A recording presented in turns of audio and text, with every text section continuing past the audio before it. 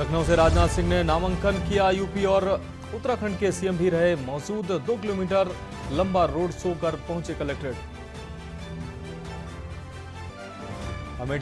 अमेठी से स्मृति ईरानी ने दाखिल किया नामांकन। मध्य प्रदेश के सीएम रहे मौजूद। रोड शो में कांग्रेसी और भाजपा भिड़े। सपा अध्यक्ष अखिलेश यादव का आगरा दौरा। गठबंधन प्रत्याशी के समर्थन में की जनसभा। भाजपा और पीएम मोदी रहे निशाने पर। मायावती जल्द करेंगी तूफानी रैलियां। मायावती के रैलियों का जल्द जारी होगा शेड्यूल। 7 मई को तीसरे चरण का चुनाव। सपा महासचिव इंद्रजीत सरोज के विवादित बयान का वीडियो फिर वायरल। मूरतगंज के मुसलमानों को लानत होने की कही बात। और यूपी के 32 शहरों में हीट वेव का रेड अलर्ट। तापमान जाएगा 45 के पार। वेस्ट के 16 जिलों में आंधी बारिश के आसार। कानपुर सबसे गर्म। आप देख रहे हैं के न्यूज, खबरों का सारथी।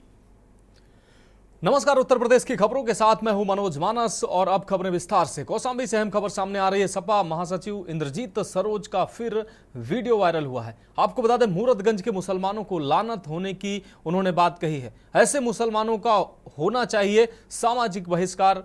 इंद्रजीत सरोज के द्वारा यह बात कही गई है। राजा भैया के स्वागत पर इंद्रजीत सरोज का भी बयान सामने आया। उन्होंने मूरतगंज के मुसलमानों ने किया था राजा भैया का स्वागत। इंद्रजीत सरोज का बेटा लड़ रहा है गठबंधन से चुनाव। तो कौशाम्बी से इस वक्त की ये अहम खबर। मूरतगंज के मुसलमानों को लानत होने की उन्होंने बात कही है। इंद्रजीत सरोज का बेटा गठबंधन का प्रत्याशी है और मुसलमानों के द्वारा राजा भैया का स्वागत किए जाने के बाद इंद्रजीत सरोज का बयान सामने आया है। उन्होंने कहा ऐसे मुसलमानों को लानत होनी चाहिए। मूरतगंज के मुसलमानों ने राजा भैया का स्वागत किया था, जिसके बाद इंद्रजीत सरोज का बयान सामने आया है। आपको बता दें, इंद्रजीत सरोज का बेटा गठबंधन से चुनाव लड़ रहा है। तो सपा महासचिव इंद्रजीत सरोज का ये वीडियो वायरल हो रहा है, जिसमें उन्होंने मुसलमानों को लानत होने की बात कही है।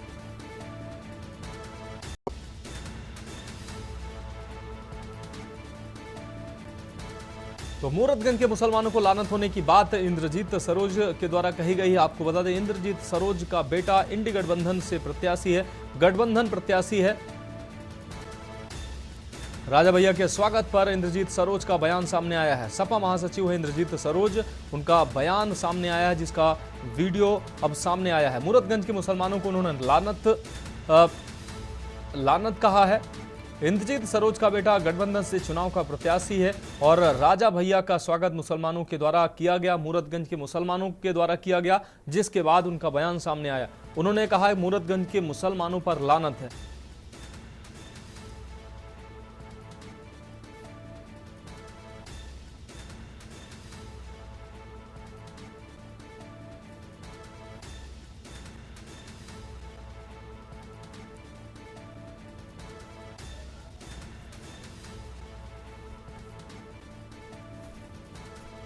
तो राजा भैया के स्वागत के बाद इंद्रजीत सरोज का ये बयान सामने आया है। मूरतगंज के मुसलमानों ने राजा भैया का स्वागत किया था, जिसके बाद इंद्रजीत सरोज का ये बयान सामने आया। उन्होंने मुसलमानों को लानत कहा है। अब रुक करेंगे अगली खबर का। कानपुर से अगली अहम खबर। अकबरपुर से बीएसपी प्रत्याशी राजेश द्विवेदी का जनसंपर्क हुआ है। कल्याणपुर बैरी में जनसंपर्क करके उन्होंने जन समर्थन जुटाया है। प्रत्याशी राजेश द्विवेदी ने घर घर जाकर वोट मांगे हैं।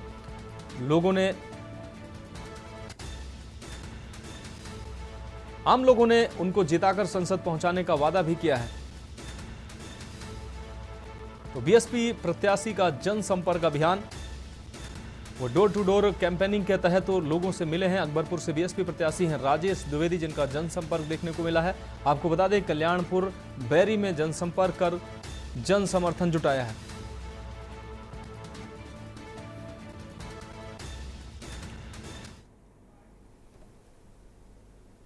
और मैं जो है बैरी सेक्टर में अपने कल्याणपुर विधानसभा के 44 अकबरपुर लोकसभा के अंतर्गत आती है विधानसभा कल्याणपुर, वहाँ पे सेक्टर बैरी में हम लोग आज प्रचार प्रसार कर रहे हैं। हमारे जो है माननीय जो है राजेश द्विवेदी जी हमारे प्रत्याशी हैं बहुजन समाज पार्टी से, उनके संपर्क में हम लोग सब लोग यहाँ पे अपने बहरी सेक्टर में अपने सभी लोगों को लेकर के जनसंपर्क किया हुआ है आज।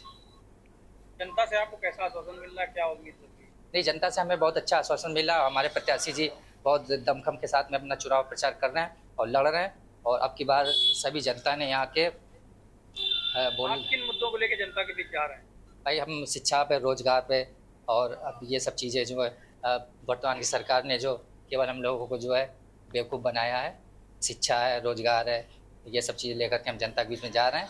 और हमारे प्रत्याशी जी को हम लोग भारी बहुमत से जिता करके, लोकसभा जिता करके दिल्ली भेजेंगे और आदरणीय बहन जी को प्रधानमंत्री बनाएंगे। प्रचार हम ये कर रहे हैं, कल्याणपुर विधानसभा से बहरी सेक्टर में प्रचार कर रहे हैं, और मुद्दे हमारे यही महंगाई, रोजगार और शिक्षा, सुरक्षा। पेट्रोल डीजल सब महंगा होता चला जा रहा है। युवा बेरोजगार हैं, उनके पास कोई रोजगार नहीं है। और आजकल के युवा जो है, आज जो सरकारें चल रही हैं, युवाओं को डिलीवरी बॉय बना दिया है, और हर तरह से त्रस्त हो गए हम लोग। और हम चाहते हैं हमारी सरकार बने, हमारे लिए रोजगार मिले, और अपने प्रत्याशी राजेश द्विवेदी जी को अच्छे से जिताकर बहन जो मौजूद बनाने का काम करेंगे। आप लोग इतनी भारी संख्या में निकले हैं, किसके लिए वोट मांग रहे हैं? बहुजन समाज पार्टी के लिए मांग रहे हैं वोट लोग, कि हमारे प्रत्याशी जो है अच्छे से उनका प्रचार कर रहे हैं, और अच्छे से वोट दिलाकर उनको दिल्ली पहुंचाने का काम करेंगे।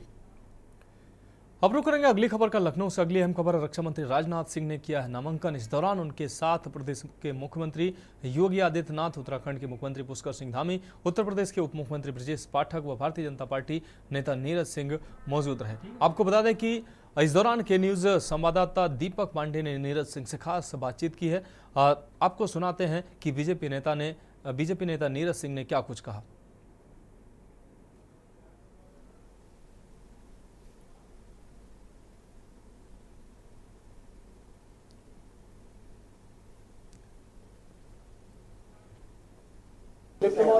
उत्तराखंड के मुख्यमंत्री पुष्कर सिंह धामी जो है यहाँ पे लखनऊ पहुंचे हुए हैं, और आज यूपी की जनता का नब्ज जो है टटोलने के लिए पहुंचे हैं। सर, आज आप लखनऊ आए हैं, और किस तरह देख रहे हैं इसमें लोकसभा चुनाव?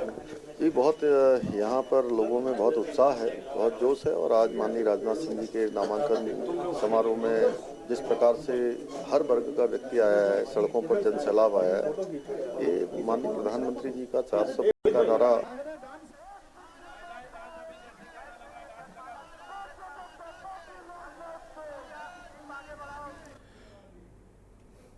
रक्षा मंत्री राजनाथ सिंह के नामांकन में पहुंचे उत्तराखंड के मुख्यमंत्री पुष्कर सिंह धामी से के न्यूज के संवाददाता ने खास बातचीत की। सुनाते हैं आपको। उत्तराखंड के मुख्यमंत्री पुष्कर सिंह धामी जो है यहाँ पे लखनऊ पहुंचे हुए हैं, और आज यूपी की जनता का नब्ज जो है टटोलने के लिए पहुंचे हैं। सर, आज आप लखनऊ आए हैं, और किस तरह देख रहे हैं इसमें लोकसभा चुनाव? ये बहुत यहाँ पर लोगों में बहुत उत्साह है, बहुत जोश है। और आज माननीय राजनाथ सिंह जी के नामांकन समारोह में जिस प्रकार से हर वर्ग का व्यक्ति आया है, सड़कों पर जन सैलाब आया है, ये माननीय प्रधानमंत्री जी का 400 पार का नारा अवश्य पूरा होगा। उत्तर प्रदेश के अंदर और पूरे देश के अंदर बड़ी लहर है। इंडिया गठबंधन एक तरफ है, दूसरी तरफ भारतीय जनता पार्टी लड़ रही है। एक तरफ तुष्टीकरण करने वाले परिवारवादी लोग हैं, भ्रष्टाचार करने वाले हैं, दूसरी तरफ मोदी जी 140 करोड़ देशवासियों को अपना परिवार मानकर काम कर रहे हैं। देश की जनता जानती है, मोदी जी ने प्रत्येक पल और क्षण जो है देश के लिए लगाया है। इसलिए इस बार मोदी जी को ही जो है लोग ऐतिहासिक मतों से जिताएंगे। तो ये थे हमारे साथ में पुष्कर सिंह धामी जी, जिनका साफ तौर पे कहना है कि इस बार जो है प्रधानमंत्री नरेंद्र मोदी का जो नारा है 400 के बाद, उसी को पाने के लिए हम लोग लगातार मेहनत जो है करते नजर आ रहे हैं। कैमरामैन रमेश वर्मा के साथ मैं संदीप मिश्रा, के न्यूज, लखनऊ। अब बढ़ेंगे अगली खबर की ओर। लखनऊ से अगली खबर। चुनाव कार्यालय का उद्घाटन हुआ है। आपको बता दें, रक्षा मंत्री राजनाथ सिंह के चुनाव कार्यालय का उद्घाटन हुआ है। रक्षा मंत्री राजनाथ सिंह ने चुनाव कार्यालय का उद्घाटन किया। हलवासिया कोर्ट में कार्यालय का उद्घाटन किया गया है। लखनऊ 35 लोकसभा कार्यालय का उद्घाटन किया है। पूजा पाठ और विधि विधान से चुनाव कार्यालय का उद्घाटन हुआ है। मंत्रोच्चार के साथ शुरू हुआ पूजन और हवन। रक्षा मंत्री राजनाथ सिंह ने चुनाव कार्यालय का उद्घाटन किया है। हलवासिया कोर्ट में कार्यालय का उद्घाटन रक्षा मंत्री राजनाथ सिंह के द्वारा किया गया। इस दौरान पूजा पाठ और हवन भी विधि विधान से किया गया है। तस्वीरें साफ तौर से आप देख पा रहे हैं। तमाम कार्यकर्ताओं और भारतीय जनता पार्टी के नेताओं के साथ राजनाथ सिंह पूजा पाठ करते नजर आ रहे हैं। बीजेपी के 35 लोकसभा लखनऊ लोकसभा के चुनाव कार्यालय का राजनाथ सिंह ने उद्घाटन किया है। उद्घाटन से पहले ये पूजा अर्चना करते नजर आ रहे हैं। रक्षा मंत्री राजनाथ सिंह।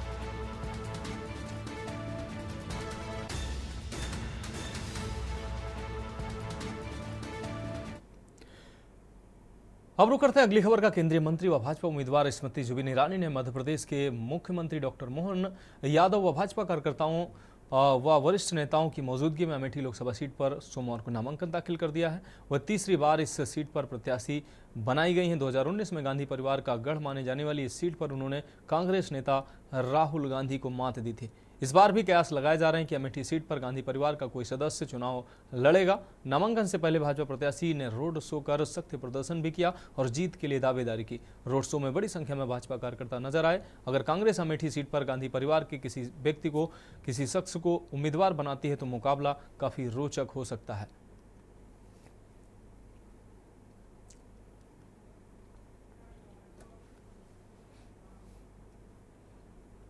अब बढ़ेंगे अगली खबर की ओर। उत्तर प्रदेश के मुख्यमंत्री योगी आदित्यनाथ ने कहा कि राहुल गांधी हमेशा अपने वक्तव्यों के माध्यम से चर्चा में बने रहने के आदी हैं। जिन्हें भारत के इतिहास और भूगोल की जानकारी नहीं है वो इस प्रकार की अनर्गल टिप्पणी करेंगे।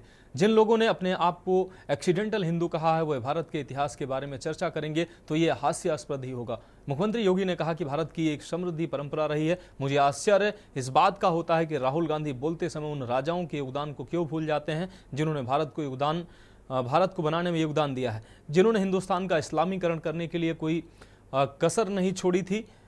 उन लोगों के खिलाफ लड़ाई लड़ी है। ऐसे लोगों का जिक्र राहुल गांधी नहीं करते हैं। जिन लोगों ने अत्याचार की सभी सीमाओं को लांघ डाला था, राहुल गांधी को इसके बारे में भी चर्चा करनी चाहिए।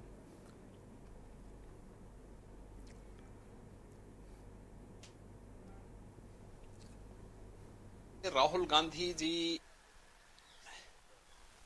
हमेशा अपने वक्तव्यों के माध्यम से चर्चा में बने रहने के आदी हैं। जिन्हें भारत के इतिहास और भूगोल की जानकारी नहीं है वे इस प्रकार की अनर्गल टिप्पणियां करेंगे ही। खासतौर पर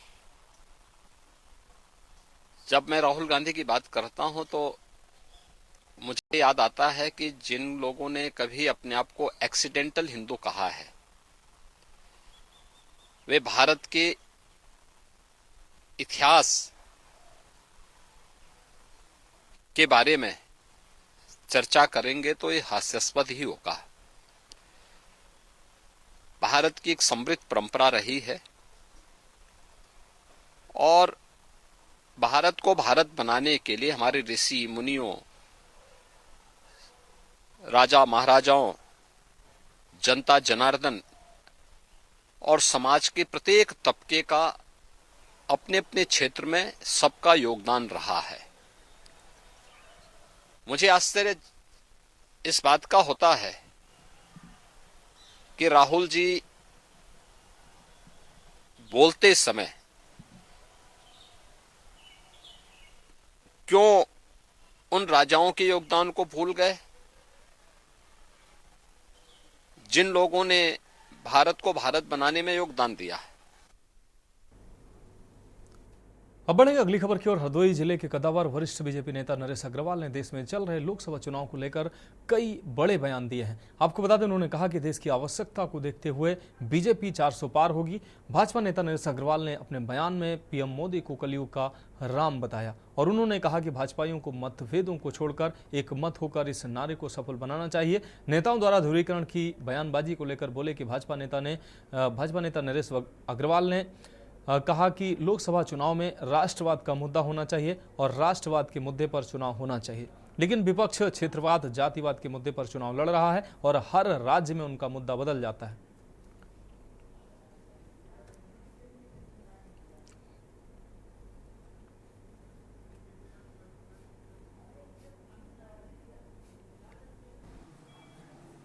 लेकिन मुझे देख नहीं रहा कि राष्ट्रवाद को चुनाव लोग लड़ रहे हैं, क्षेत्रवाद, जातिवाद को चुनाव हो रहा है। इसी वजह हर राज्य में मुद्दा बदल जाता है, हर राज्य में हेडलाइन बदल जा रही है। ये गंभीर बात है। कश्मीर से कन्याकुमारी तक एक मुद्दे पर भाजपा को लड़ना चाहिए तो गठबंधन को भी मुद्दे पर लड़ना चाहिए। लेकिन वो इतने छोटे स्तर पर मुद्दों को ले जा रहे हैं, हमें उन पर कुछ न कुछ कहने के लिए बाध्य होना पड़ा।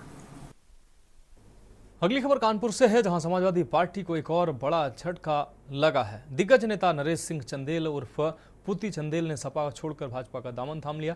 उन्होंने अपने कई साथियों संग भाजपा की सदस्यता ली। इस मौके पर नरेश सिंह ने कहा कि समाजवादी पार्टी हिंदू विरोधी पार्टी है, जिससे उन्हें पार्टी में घुटन होने लगी थी।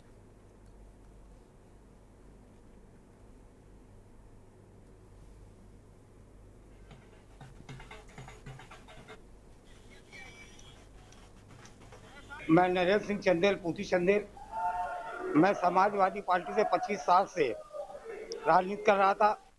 प्रदेश में समाजवादी युवा सभा, छात्र सभा, लोहियावानी, डॉक्टर मजदूर संघ का प्रदेश अध्यक्ष रहा हूँ। मैंने महसूस किया समाजवादी पार्टी में एक ऐसी पार्टी है जिसमें हिंदुत्वता कतई नहीं है, हिंदू विरोधी पार्टी है। मैं अपने आप को वहाँ बीमार सा महसूस करता था, घुटन महसूस करता था। माननीय प्रधानमंत्री जी, मुख्यमंत्री जी के प्रेरणा से, उनके कार्यों को देखते हुए मैं प्रभावित हुआ। आज भारतीय जनता पार्टी परिवार में सम्मिलित हो गया। कितने लोगों के साथ आज 1000 लोगों के साथ मैंने भारतीय जनता पार्टी ज्वाइन की है। किस तरह काम करेंगे पार्टी के लिए आप? पार्टी की नीतियों को आगे बढ़ाने का काम सदैव करता रहूंगा। अब बढ़ेंगे अगली खबर की ओर। बदायूं में पूर्व ब्लॉक प्रमुख वीर सिंह यादव पर फायरिंग की घटना सामने आई। आदित्य यादव की जनसभा में जा रहे थे वीर सिंह। इस दौरान फायर हुई है। फायर मिस होने पर तमंचे की बट से उन पर हमला किया गया। जानलेवा हमले में उनके सिर, कान में गंभीर चोटें आई। सपा जिलाध्यक्ष आशीष यादव के भाई हैं वीर सिंह। फैजगंज बेहटा थाने के नहडोली गांव का यह पूरा मामला है। तो आदित्य यादव की जनसभा में जा रहे थे वीर सिंह। इस दौरान उन पर फायरिंग हुई और फायरिंग मिस होने के बाद पिस्टल की बट से उन पर हमला हुआ।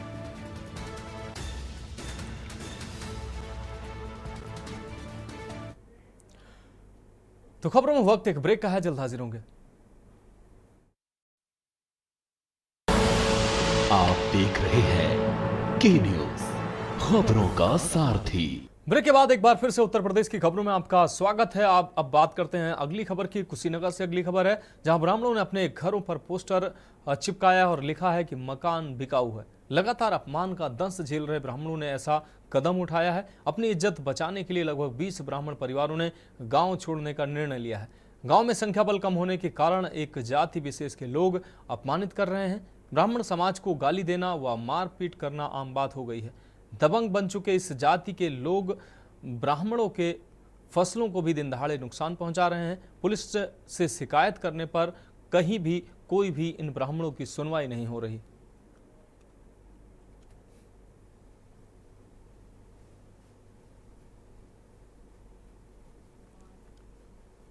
ब्राह्मण लोग 10% है। हरिजन दलित लोगों का संख्या 90-100 के लमसम है। उन लोगों के दिल में पता न क्या है। कहते हैं कि ब्राह्मणों को हटाओ, भगाओ, ये लोग दूसरे जगह के हैं, खेत को चरा देते हैं। छठ माँ के स्थान को कई वर्षों से तोड़ते आ रहे हैं। हम लोग बनवाते रहते हैं। सम्मत की जो है बांस को 3-4 बार उखाड़ कर लोग फेंक दिए। इन्हीं सब का बहन बेटियों की प्रतिष्ठा पर हम के आँच आने से हम लोग डरे हुए हैं। घर से निकलने में हम लोग डरते हैं। रास्ता पकड़कर जिधर से शाम सुबह हम लोग जाते हैं, उधर 10-20 बैठे रहते हैं। कब वो सब हम लोगों को ऊपर हथियार चला दें, लाठी डंडा चला दें। इन सब कारणों के वजह से हम लोग अपना यहाँ से घर बेचकर हम सरकार से ये कहना चाहते हैं कि हम लोगों की सरकार सुने, नहीं तो हम लोग आत्महत्या करने पर अपने को उतारू। आपके द्वारा संज्ञान में ये प्रकरण लाया गया है और उसमें आपके द्वारा मुझे फोटो दिखाई गई जहाँ पे कई मकानों में इस तरह का पोस्टर दिखा है। तो अभी मैंने सीओ साहब से बात की है और संबंधित थानाध्यक्ष से भी बात की है। प्रकरण में हम दिखवा लेते हैं क्या है, इसमें पूरी जानकारी ले लेते हैं इसकी, और जो भी इसमें कानूनी कार्रवाई है नियमानुसार इसमें की जाएगी। ऐसा बताया जा रहा है कि पिछले 4-5 सालों से ये समस्याएं उस गाँव में बनी रही है। विगत उसमें क्या रहा है इसकी पूर्ण जानकारी मुझे करनी पड़ेगी संबंधित थाने से। और ऐसा अभी विगत कुछ दिनों में मेरे पास कोई इस तरह की शिकायत का प्रार्थना पत्र नहीं प्राप्त हुआ है। तो मैं पूरे प्रकरण की पहले जांच करा लूँ इसमें संबंधित थाने से, बात करूँ फिर मैं आपको आगे की जो कार्रवाई है उसके बारे में अवगत करूँ। हम रुक करेंगे अगली खबर का। चंदा क्रिकेट एकेडमी द्वारा आयोजित चंद्रा प्रीमियर लीग CPL 2.0 में पूल ए का तीसरा match spark Lucknow versus blue warriors Kanpur के बीच खेला गया, जिसमें टॉस जीतकर पहले बल्लेबाजी करते हुए ब्लू वॉरियर्स कानपुर 98 रनों पर सिमट गई। स्पार्क लखनऊ से प्रशांत राय और सनी यादव ने 3-3 विकेट लिए। लक्ष्य का पीछा करने उतरी स्पार्क लखनऊ की टीम ने 20.2 ओवर में लक्ष्य को प्राप्त कर लिया। स्पार्क लखनऊ की तरफ से कप्तान प्रिंस यादव ने 35 और अनुज ने 25 रनों का योगदान दिया। मैच के मैन ऑफ द मैच प्रशांत रहे, वहीं फाइटर ऑफ द मैच अरमान अंसारी को मिला। आज के मैच के मुख्य अतिथि वरिष्ठ भाजपा नेता दिनेश अवस्थी रहे, जिन्होंने खिलाड़ियों को पुरस्कार देकर प्रोत्साहित किया। मुख्य अतिथि ने कहा कि चंद्रा क्रिकेट एकेडमी की तरफ से यह प्रयास सराहनीय है। उन्होंने CPL 2.0 के सिलेक्ट हुए सभी खिलाड़ियों को शुभकामनाएं भी दी। के न्यूज इंडिया इस लीग में मीडिया पार्टनर है। ये जानकारी CPL कमिश्नर नीरज वर्मा ने दी।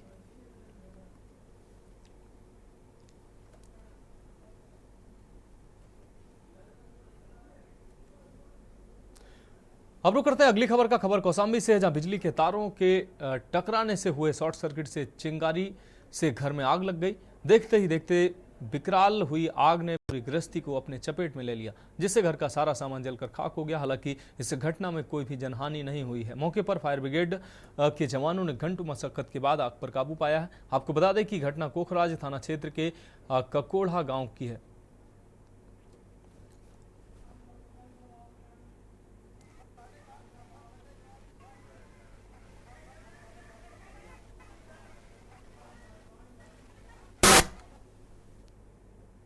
तो उत्तर प्रदेश की खबरों में अभी के लिए मेरे साथ इतना ही। मुझे दीजिए इजाजत और आप देखते रहिए के न्यूज इंडिया।